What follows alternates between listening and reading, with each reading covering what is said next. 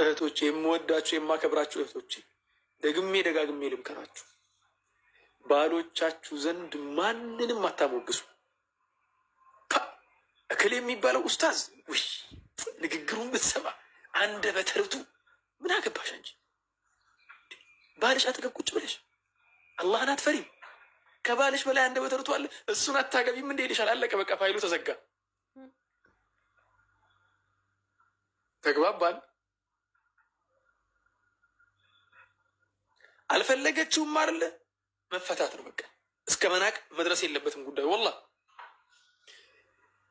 ግን ማለት ነው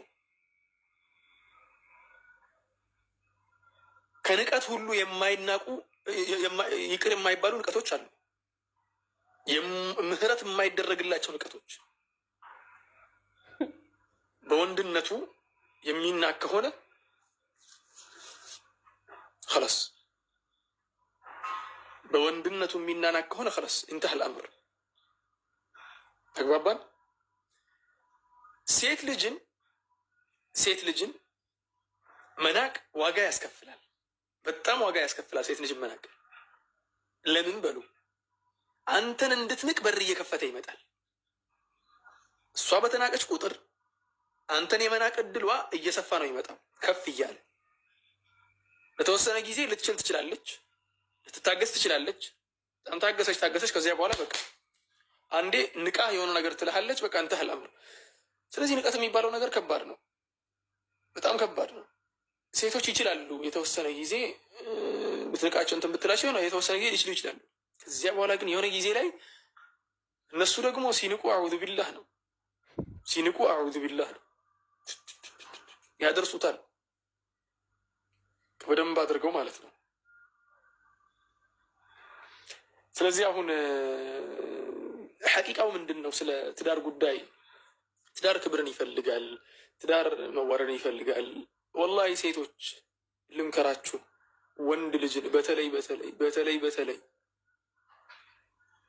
ሚዲያ ላይ የሚታወቅን ሰው አጠገቡ አታሞግሱ፣ ወይ ደግሞ እሱ በቅርበት የሚያውቀውን ሰው አጠገቡ አታሞግሱ። ተግባባን? ሐታ የማይታወቅን ሰው ራስ አታሞግሱ። እከሌ ምና ነቢዩ ሰለላሁ ዐለይሂ ወሰለም አይቀናም መቼስ፣ ባለፉ ሰዎች አይቀናም፣ በሰሓቦች አይቀናም። ከቀናም ችግር የለውም ጥሩ ነው። ግን በህይወት ያለን ሰው እሱም ያውቀውን ሰው አጠገቡ ሆናችሁ የምታመሰጋግኑና የምታወድሱ ከሆነ خلاص እሱ ጋር ለምን አትሄጂም ነው የሚባለው። እሱን አትመርጪም ነበር እንዴ?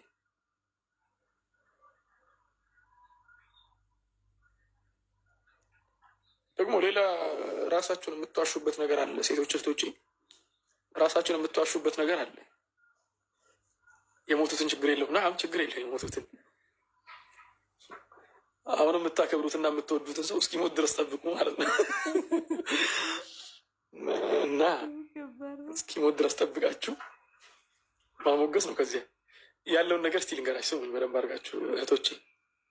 እናንተ አሁን እየኖራችሁ ያላችሁት ትዳር የሌሎች ህልም ነው፣ የሌሎች ፍላጎት ነው። ሌላ የአንቺን ትዳር የሚመኝ ሰው አለ። እርግጠኛ ሆኜ የምነግርሽ ነገር ማለት ነው። አንቺ አሁን እየኖርሽ ያለሽውን ህይወት የሚመኝ ውጭ ላይ ተቀምጦ የሚመኝ ሰው አለ። ተግባባን? ስለዚህ አትናቂው ይሄንን ትዳርሽ። አሁን አንቺ ያገባሽውን ባል ያላገኘ ብዙ ሰው አለ።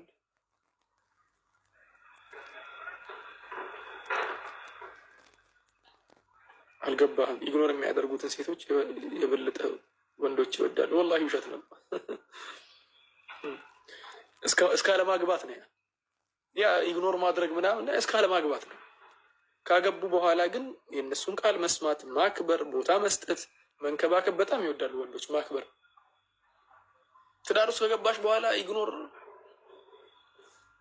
የአንቺ ኢግኖር ምንም አያመጣም። በነገራችን ላይ አንድ መታሰብ ያለበት የአንቺ ኢግኖር ምንም አያመጣም። የእሱ ኢግኖር ግን ጠላቅ አለው ከጀርባው። ችግሩ ያ ነው።